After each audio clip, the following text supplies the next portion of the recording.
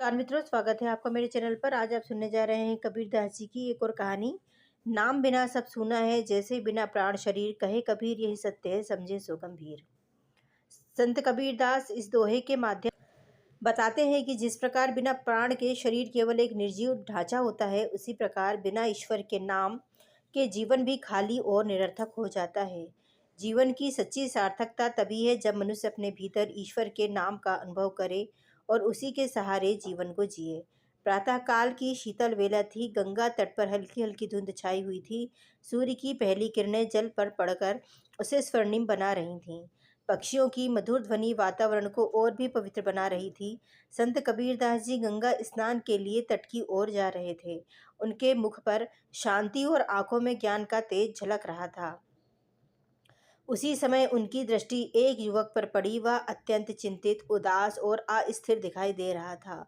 उसका नाम गिरधर था। कबीरदास जी उसके पास गए और स्नेहपूर्वक बोले, बेटा, तुम्हारे मन में कैसी अशांति है? गिरधर ने भारी स्वर में कहा, गुरुदेव, मेरे पास सब कुछ है, धन, परिवार, सम्मान, लेकिन फिर भी मन में शांति नहीं है। ऐसा लगता है जैसे जीवन में कुछ कमी है। मैं समझ नहीं पा रहा हूँ कि वह क्या है। कबीरदास जी मुस्कुराए, तुम्हारे प्रश्न का उत्तर तुम्हारे भीतर ही छिपा है, लेकिन उसे समझने के लिए तुम्हें चार कथाएं सुननी होगी। पहली कहानी, धनी व्यापारी का खोखला वैभव। एक नगर में रतनलाल नाम का व्यापारी रहता था। उसके पास असीम धन था। भव्य महल, नौकर चाकर और ऐश्वर्य की कोई कमी नहीं थी, लेकिन उसके जीवन में एक बड़ी कमी थी। वह कभी भगवान का नाम नहीं लेता था। उसे लगता था कि धन ही सब कुछ है। धीरे धीरे उसका स्वभाव कठोर हो गया। वह गरीबों को तुच्छ समझता, सेवकों को अपमानित करता और दूसरों की पीड़ा से उसे कोई सरोकार नहीं था। एक दिन एक साधु उसके द्वार पर आए और बोले, सेठ जी, कुछ अन्न मिल जाए तो कृपा होगी। रतनलाल ने घमंड से कहा, यह कोई दानशाला नहीं है, जाओ यहाँ से।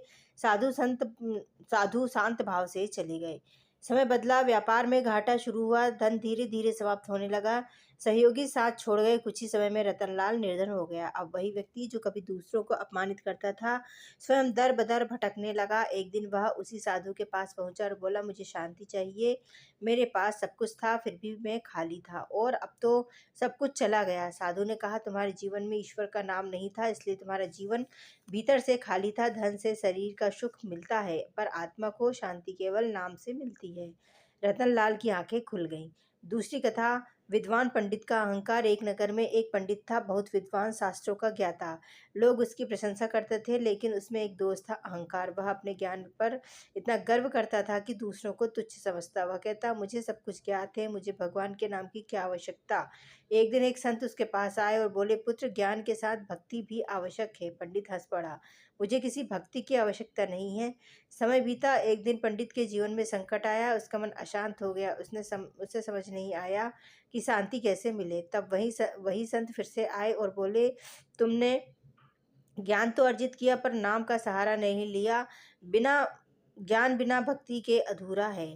पंडित को अपनी भूल का एहसास हुआ। उसने विनम्रता से ईश्वर का नाम लेना शुरू किया और धीरे धीरे उसका मन शांत हो गया। तीसरी कथा, माँ का सच्चा सहारा। एक गांव में एक माँ थी। उसका छोटा बच्चा बीमार था। वह हर जगह इलाज करवाती, लेकिन कोई लाभ नहीं होता। अंत में वह थक कर बैठ गई और रोने लगी, है भगवान, अब तू ही सहारा है। उसने पूरे विश्वास के साथ भगवान का नाम जपना शुरू किया।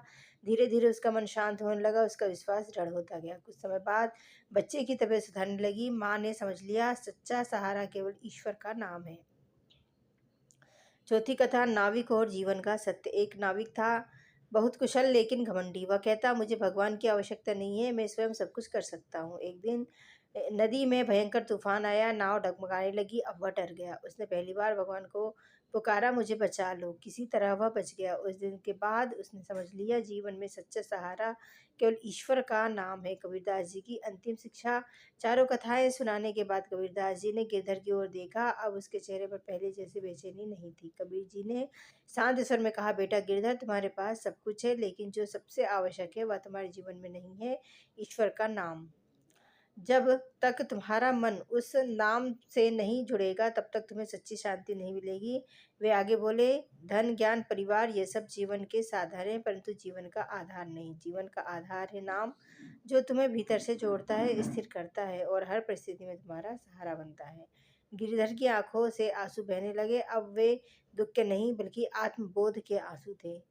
वह कबीरदास जी के चरणों में झुक गया। गुरुदेव, अब मैं समझ गया हूँ मेरे जीवन की कमी क्या है जी। कबीर जी मुस्कुराए। गंगा की लहरें जैसे इस सत्य को अपने साथ बहाकर संसार में फैला रही थी। मित्रों, यदि आपको हमारी यह कहानी अच्छी लगी तो हमारे चैनल को लाइक और सब्सक्राइब जरूर करें। धन्यवाद। आपका दिन शुभ हो।